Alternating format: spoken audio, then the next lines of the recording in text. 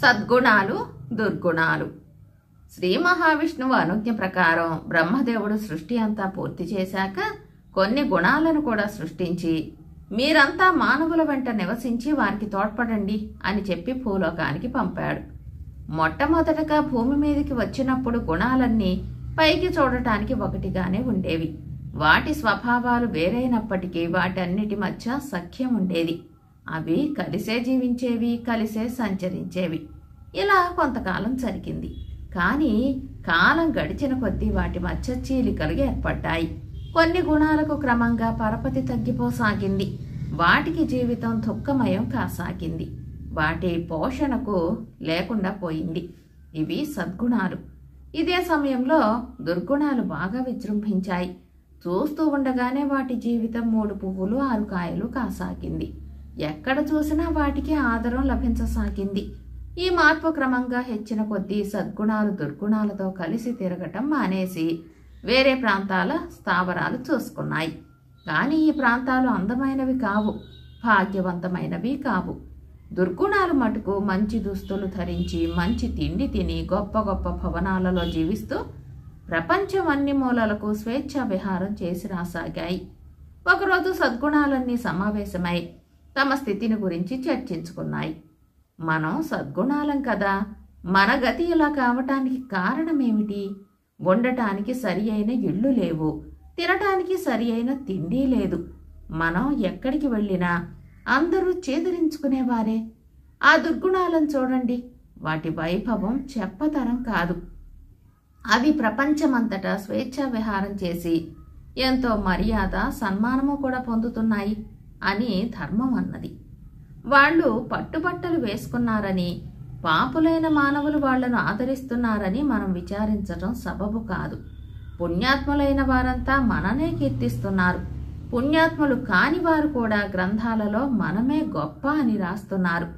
ప్రపంచంలో ఉన్న గొప్ప పుస్తకం ఏదన్నా తీసి చూడండి, మన ప్రశంసే ఉంటుంది. అది మనకు చాలదా అన్నది తృప్తి. ఆ గ్రంథాలను చూసేవారు లేరు, వాటిని చెదలు తినేస్తున్నాయి. మనకు ప్రపంచంలో ఎంత ఆదరణ ఉందో మనని మెచ్చుకునే పుస్తకాలకు కూడా అంతే ఆదరణ ఉంది అన్నది సత్యం. అందుచేత మనం చేయవలసింది ఏమిటంటే ప్రజలకు దగ్గరగా వెళ్ళి వారి దృష్టి మన వైపు మరల్చుకుని ఈ దుర్గుణాలకు ప్రపంచంలో పరపతి లేకుండా చేసేయాలి. ఆ ఉద్దేశంతోటే మనని బ్రహ్మదేవుడు పంపాడు. మనని ఎవరూ ఆదరించటం లేదని మానవ ప్రపంచానికి దూరంగా పోవటం మనదే తప్పు అన్నది దీక్ష. దీనికి సద్గుణాలన్నీ ఆమోదించాయి. దీక్ష చెప్పిన సలహా ఆచరణలో పెట్టడానికి గాను అవన్నీ బయలుదేరి జనసమ్మర్దం గల ఒక నగరంలో ప్రవేశించి దారిపోయే వారితో, మేము సద్గుణాలం, మీరు ఆదరించకపోవటం చేత మా స్థితి ఎంత హీనంగా ఉందో చూడండి.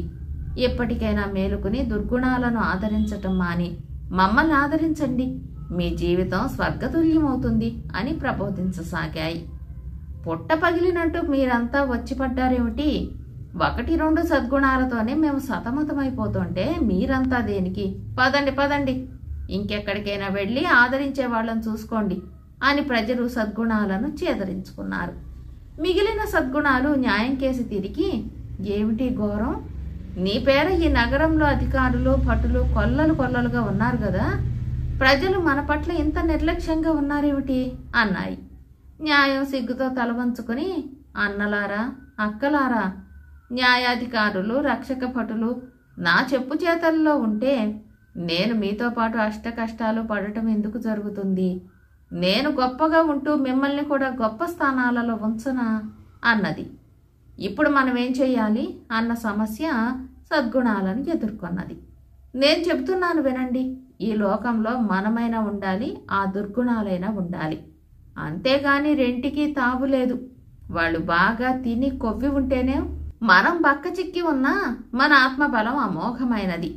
మనం ఆ దుర్గుణాలతో కలయబడి యుద్ధం చేసినట్టయితే మనకు విజయం లభించి తీరుతుంది.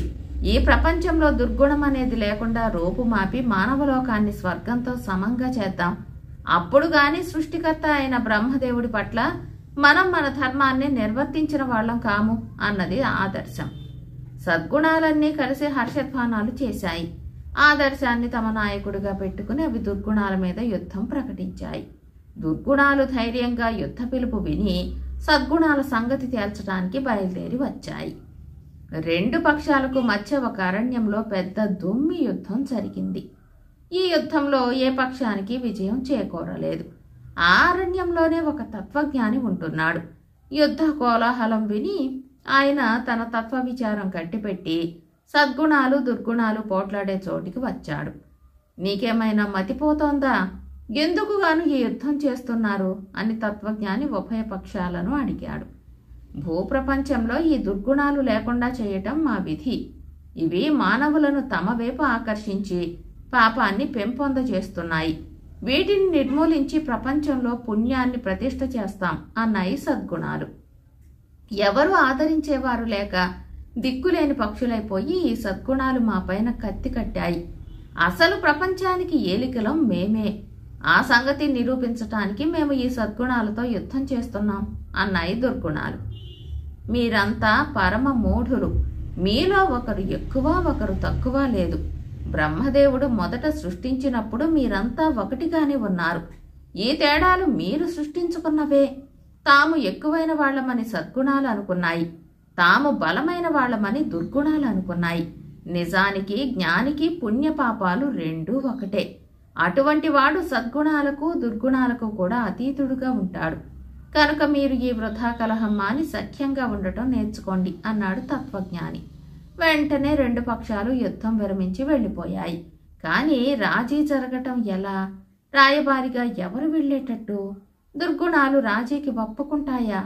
ఈ సమస్యలు వచ్చాయి. దుర్గుణాలు మనం అనుకున్నంత గొప్పగా ఏమీ బతకటం లేదు.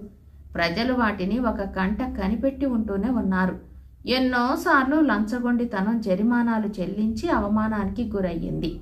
అవినీతిని పట్టుకుని చాలాసార్లు ఖైదులో పడవేశారు. కామం అప్పుడప్పుడు చెప్పు దెబ్బలు తింటూనే ఉంది. అందుచేత వాళ్ళు మనతో రాజీకి ఒప్పుకోకపోరు అన్నది వివేకం. ఇక రాయబారిగా పంపటానికి సదాచారం అన్ని విధాలా తగినదిగా కనిపించింది. ఆవిడ వృద్ధురాలు, అందరూ గౌరవంగా చూస్తారు. సద్గుణాల జాతికి చెందినదంటానికి ఏమీ సందేహం లేదు. ఎందుచేతనంటే మిగిలిన సద్గుణాలలాగే తరచూ పూరి గుడిసెల్లోనే ఉంటుంది. ధనికులు ఆమెను తమ ఇళ్లలో ఉంచుకోకపోయినా వచ్చినప్పుడు చాలా మర్యాదగానే చూస్తారు. అందుచేత తమ రాయబారిగా సదాచారాన్ని పంపటానికి సద్గుణాలు నిశ్చయించాయి. అయితే సదాచారాన్ని చూస్తే దుర్గుణాలకు కొంచెమైనా గురి లేదు. ఆమె చాటున అవి ఎప్పుడూ తమ ఇష్టం వచ్చినట్లు విజృంభిస్తున్నాయి. ఆమెను చూడగానే అవి, చిచ్చి నీ మొహం చూపించకు, నువ్వు మొదటి నుంచి మమ్మల్ని ఏదో విధంగా ఉపయోగపరుచుకుంటూనే ఉన్నావు, నువ్వు మాతో రాయబారం చేయడమేమిటి అని తరిమి కొట్టి పంపేశాయి. ఇప్పుడేం చెయ్యాలో సద్గుణాలకు తోచలేదు. అవి ఈ స్థితిలో ఉండగా ఒక వింత జీవం వాటి మధ్యకు వచ్చింది. ఆ జీవం ఆడదో మగదో కూడా సద్గుణాలకు తెలియలేదు. అది సద్గుణాలతో పాటు జీవించి వారి కష్ట సుఖాలు పంచుకున్నది కాదు. చూడటానికి చాలా మర్యాదగా గంభీరంగా కనిపించింది. మీ ఉభయ పక్షాల మధ్య నేను రాజీ కుదురుస్తాను. ఆ తర్వాత మీకు ఎటువంటి తగాదాలు రానవసరం ఉండదు. మీకు వారికి కూడా గౌరవ మర్యాదలు వృద్ధి పొందుతాయి అన్నది ఈ కొత్త గుణం. ఈ గుణం పేరు కపటం. సద్గుణాలు సంతోషంతో ఇందుకు సరేనన్నాయి. కపటాన్ని చూడగానే దుర్గుణాలు కూడా చాలా అద్భుతపడ్డాయి. ఎందుకంటే కపటానికున్న టీవీ హుందా మిగిలిన ఏ దుర్గుణానికి లేవు. నిజానికి దుర్గుణాలన్నీ మొరటువే. కపటంలో అంతులేని నాజూకు నాగరికత ఉన్నాయి. కపటం అతి సులువుగా సద్గుణాలకు దుర్గుణాలకు మధ్య తగాదా మాన్పి రాజీ కుదిర్చింది. ఆనాటి నుంచి నవనాగరిక యుగం ఆరంభమయ్యింది. ఈనాటికి కూడా ఏ సద్గుణం ఏ దుర్గుణాన్ని కలుసుకుని సఖ్యం చేయదలిచినా కపటాన్ని వెంట పెట్టుకుపోతుంది. ఇందువల్ల సద్గుణానికి గల ఖ్యాతి చెడదు, దుర్గుణానికి గల పరపతి చెడదు. అందుచేత ఆఖరి విజయం ఎప్పుడు కపటానిదే. కథ సమాప్తం. జాతక కథ అరాజకం. బ్రహ్మదత్తుడు కాశీరాజ్యాన్ని పరిపాలించే కాలంలో ఉత్తర పాంచాల దేశపు రాజధాని అయిన కాంపిల్య నగరానికి పాంచాలుడు రాజుగా ఉండేవాడు. ఆయన భోగలాలసుడు, అవినీతిపరుడు అయ్యి రాజ్య పరిపాలన విషయంలో కొంచెం కూడా శ్రద్ధ వహించలేదు. యథా రాజా తథా ప్రజ అన్నట్టు రాజును బట్టి మంత్రులు కూడా అవినీతిగా ప్రవర్తించసాగారు. ప్రజలపై నానాటికి పన్నుల భారం హెచ్చసాగింది. అరాజకం తల ఎత్తింది. ఈ అరాజక పరిస్థితిలో ప్రజల జీవితం తారుమారయ్యింది. పగలు రాజభటుల పీడ, రాత్రి దొంగల పీడ హెచ్చిపోయింది. అందుచేత నగరవాసులు తమ ఇళ్లకు తాళాలు పెట్టి వాకిళ్లకు ముళ్ల కంపలు అడ్డం పెట్టి తమ భార్యలతోనూ బిడ్డలతోనూ అరణ్యానికి వెళ్ళి అక్కడ తలదాచుకోసాగారు. వాళ్ళు పగలల్లా అడవిలో గడిపి అర్ధరాత్రి వేళ తమ ఇళ్లకు వస్తూ ఉండేవారు. ఈ సమయంలో బోధిసత్వుడు నగరం వెలుపల ఉండే ఒక తిందుక వృక్షానికి అధిష్టాన దేవతగా జన్మించాడు. రాజు ఆ వృక్షానికి ఏటా పూజలు జరిపించి ఉత్సవాలు జరిపి దాని కింద 1000 మాడలు ఖర్చు చేసేవాడు. అయ్యో, నన్నెంత శ్రద్ధాభక్తులతో ఆరాధించే ఈ రాజు అవివేకం వల్ల తన దేశానికి అరాచకం తెచ్చిపెట్టుకుంటున్నాడు. ఇతనికి సరి అయిన ఉపదేశం చేయటానికి నేను తప్ప ఇంకెవ్వరూ లేరు అనుకున్నాడు తిందుకదేవుడు. వెంటనే ఆయన రాజు నిద్రించే చోటికి వెళ్ళి ఆయన ఎదుట ప్రత్యక్షమయ్యాడు. దేదీప్యమానంగా వెలుగుతూ తన ముందు సాక్షాత్కరించిన ఆ రూపాన్ని చూసి రాజు, దేవా, మీరెవరు అని అడిగాడు. రాజా, నేను తిందుకదేవుణ్ణి. నీకు సరి అయిన బోధ చెయ్యవచ్చాను అన్నాడు తిందుకదేవుడు. ఏమిటా బోధ అని రాజు భక్తిపూర్వకంగా అడిగాడు. రాజా, నీవు శ్రద్ధ లేక పరిపాలన చేస్తున్నావు. అందుచేత నీ రాజ్యం నాశనమైపోతోంది. అశ్రద్ధగా పరిపాలించే రాజు ఈ లోకంలో తన రాజ్యాన్ని పోగొట్టుకుని పరలోకంలో నరకం అనుభవిస్తాడు. రాజును బట్టి ఇతరులు కూడా శ్రద్ధ లేని వారే పోతారు గనుక రాజు ఎన్నడూ శ్రద్ధ విడవరాదు అని చెప్పాడు తిందుకదేవుడు. దేవా, నేనిప్పుడేం చెయ్యాలి అని అడిగాడు రాజు. ఎప్పటికైనా నీ రాజ్యపాలన విషయాలు నీవే స్వయంగా చూసుకుని అరాజకాన్ని తొలగించి రాజ్యాన్ని కాపాడుకో అని తిందుకదేవుడు అదృశ్యుడయ్యాడు. రాజుకు జ్ఞానోదయమయ్యింది. ఆయన తన రాజ్యం ఎలా ఉన్నది స్వయంగా చూడటానికి నిశ్చయించుకున్నాడు. మర్నాడు ఉదయమే ఆయన తన మంత్రులను పిలిచి రాజకార్యాలు చూస్తూ ఉండమని నియోగించి తన పురోహితుడిని వెంట పెట్టుకుని తూర్పు ద్వారం గుండా నగరం దాటి మారువేషంతో బయలుదేరాడు. నగరం వెలుపల ఒక ఇంటి ముందు వృద్ధుడొకడు కనిపించాడు. ఆయన తన ఇల్లు తాళం పెట్టి ఇంటి చుట్టూ ముళ్లకంప పెట్టి భార్య బిడ్డలతో అడవికి పారిపోయాడు. చీకటి పడగానే ఆయన తన ఇంటికి తిరిగి వచ్చి వాకిలి తీయబోతూ ఉండగా కాలిలో ఒక ముళ్ళు గుచ్చుకుంది. వెంటనే ఆయన నేలపై చతికిలపడి పాదంలో గుచ్చుకున్న ముళ్ళును తీసుకుంటూ, నా అరికాలిలో ఈ ముళ్ళు గుచ్చుకున్నట్టే పాంచాల రాజుకు యుద్ధంలో బాణం గుచ్చుకొనుగాక అని తిట్టుకున్నాడు. ఈ తిట్టు విని రాజపురోహితుడు ఆ వృద్ధుణ్ణి సమీపించి, తమరు వృద్ధులు, కన్ను సరిగా కనిపించక మీరు ముళ్ళు తొక్కితే అది రాజుగారి దోషం ఎలా అయ్యింది అని అడిగాడు. రాజు అవినీతిపరుడైనందుచేతనే అధికారులు దుష్టులైనారు. పగలు రాజభటుల బాధ, రాత్రి దొంగల బాధ భరించలేక ప్రజలు ఇళ్లకు ముళ్లకంపలు అడ్డం పెట్టి భార్యాబిడ్డలతో అడవికి పారిపోతున్నారు. లేకపోతే నా కాలిలో ఈ ముళ్ళు విరగవలసిన పనేమిటి అన్నాడు వృద్ధుడు. రాజు తన పురోహితుడిని సమీపించి అతని చెవిలో, ఈ వృద్ధుడన్న మాటలో నిజం ఉంది, మనం నగరానికి తిరిగి వెళ్ళి పరిపాలన సరిగా సాగిద్దాం అన్నాడు. ప్రభు, మీరు తొందరపడకండి అంటూ పురోహితుడు రాజును ఇంకొక గ్రామానికి తీసుకుపోయాడు. అక్కడ వారికి ఒక స్త్రీ కనిపించింది. ఆమెకు యుక్త వయస్సు వచ్చి ఇంకా పెళ్లిగాని కుమార్తెలు 2 ఉన్నారు. వారిని అడవికి తీసుకుపోవటం ఇష్టం లేక ఆమె తన ఇంటనే దాచి ఉంచి వారికి కావలసిన కట్టెలు, ఆకులు తానే తెస్తూ ఉండేది.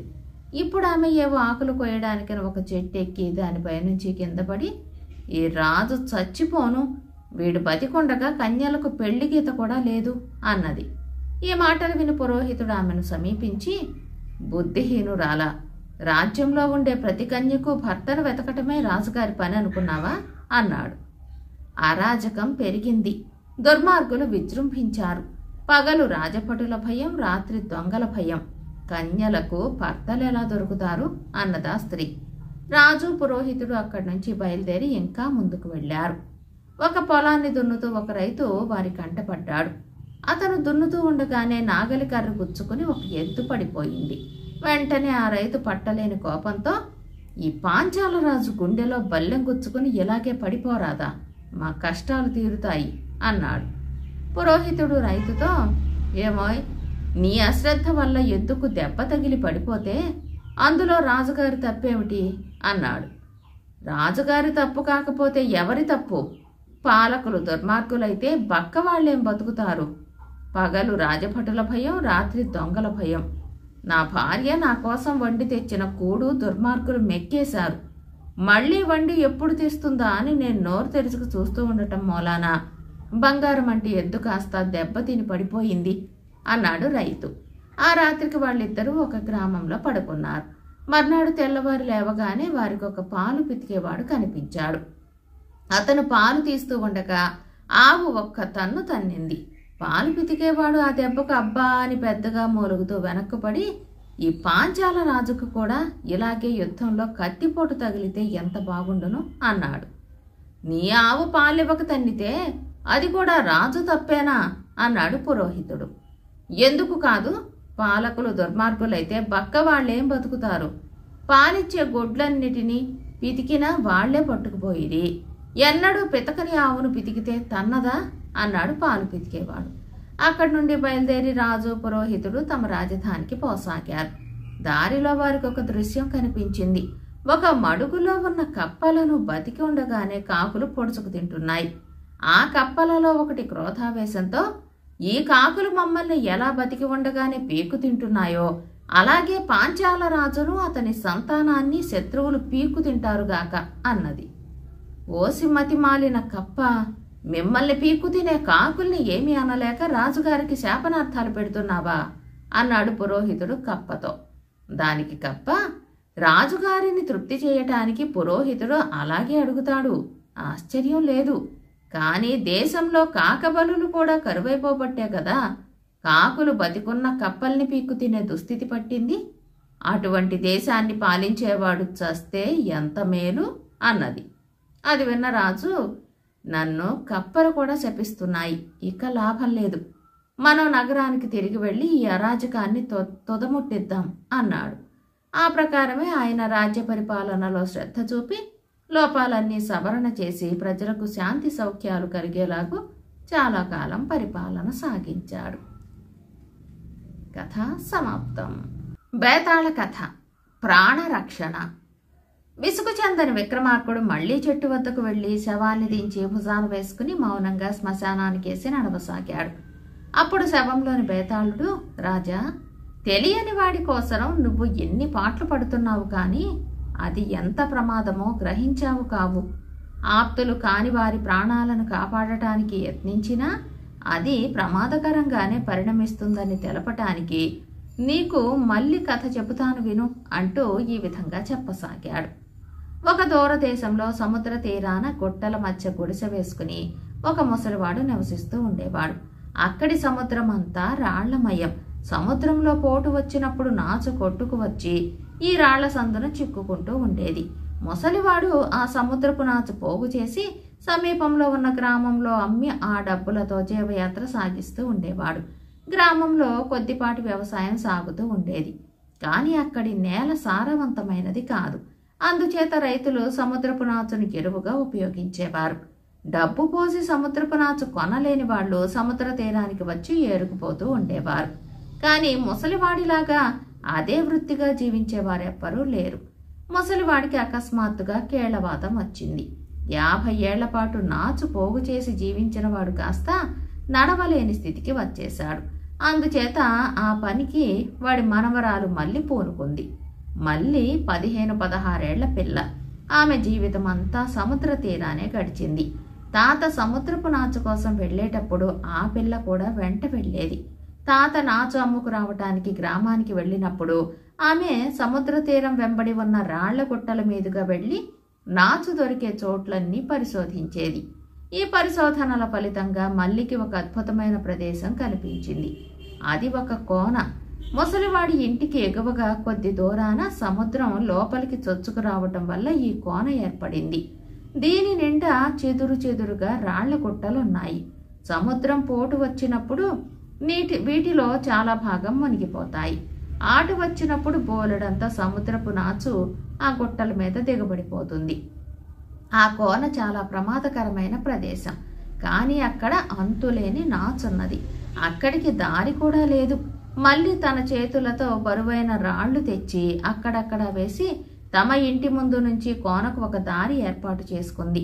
కోనలో ఏ రాళ్ల గుట్టల మీద పాచి చేరినది, వేటి మీద అడుగు పెడితే కాలు జారకుండా ఉండేది తెలుసుకుంది. ఎంత శ్రమపడిన మీదట ఆమె ఆ ప్రదేశంలో సులువుగా బోలెడంత నాచుపోగు చేసి రోజు గ్రామానికి వెళ్లి అమ్ముకురాసాగింది. మళ్ళీ చాలా కార్యదీక్ష గలది.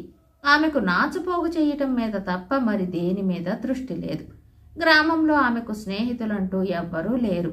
తన 7 పిల్లలలాగా మంచి దుస్తులు వేసుకుందామని గాని నగలు పెట్టుకుందామని గాని ఆమెకు ఆసక్తి లేదు. నాచు అమ్మటం విషయంలో కూడా చాలా నిష్కర్షగా ఉండేది. ఎవరన్నా తనను మోసం చెయ్య చూస్తే కాట్ల కుక్కలాగా మీద పడేది.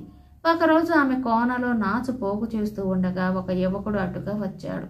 ఆ యువకుడి పేరు భరతుడు. అతను ఆ గ్రామంలో ఉండే ఒక పెద్ద రైతు కుమారుడు.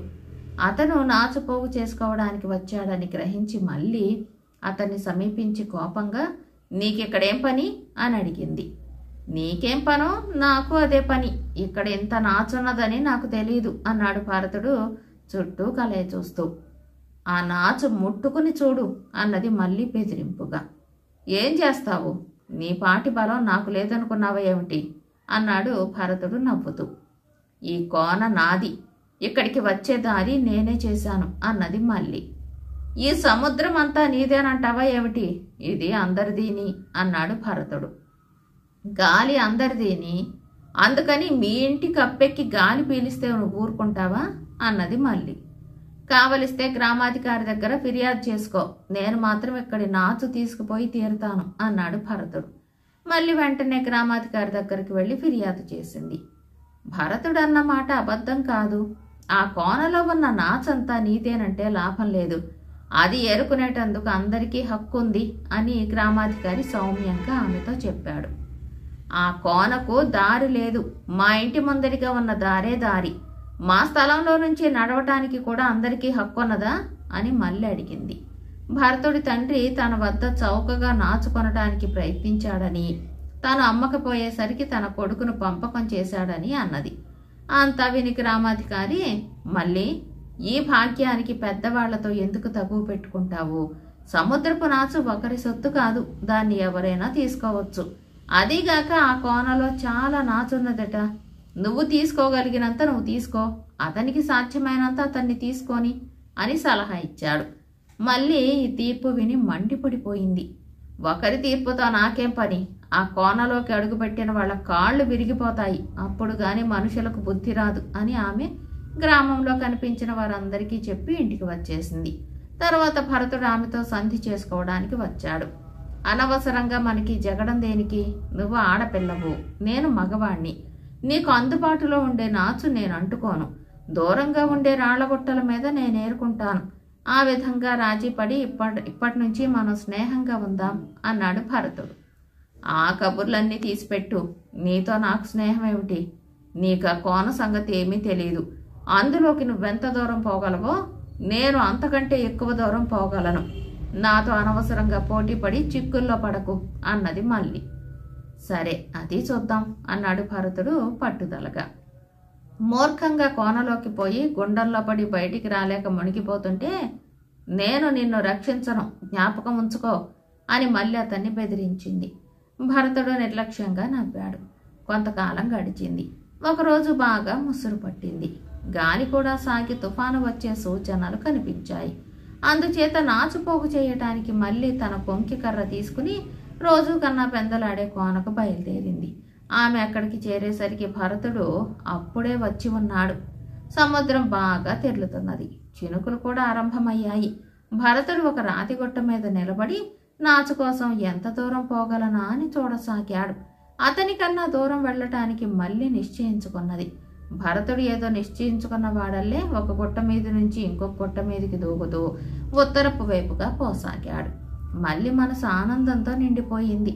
అటుగా అతనికి నాచు దొరకదు. ఆమె చెప్పిన గుండం కూడా అటువైపే ఉంది. మళ్ళీ తన సమీపంలో ఉన్న నాచును కొంకి కర్రతో పోగు చేయసాగింది. భరతుడు కూడా అంత దూరాన తనకు దొరికిన నాచును పోగు చేయసాగాడు. కానీ తన కుప్ప కన్నా అతనిది చాలా చిన్నదిగా ఉండటం మళ్ళీ గమనించింది. అతని కర్రకు నాచు చిక్కనప్పుడల్లా మళ్ళీ గట్టిగా వేళాకోళంగా నవ్వసాగింది. భరతుడికి పౌరుషం రెచ్చిపోసాగింది. ఏ విధంగా అయినా సరే మల్లి కన్నా ఎక్కువ నాచు పోగు చేయాలని అతను తీర్మానించుకున్నాడు. అంతలోనే అతని కళ్ళు గుండం మీద పడ్డాయి. దాని నిండా నాచుండి సుడులు తిరుగుతూ ఉంది. ఆ నాచు పైన కాలు పెడితే మనిషి తేలుతాడన్నంత మందంగా ఉంది. ఆ గుండంలో నుంచి నాచు తీయటానికి ప్రయత్నించడం ఎంత ప్రమాదకరమో మల్లికి తెలుసు.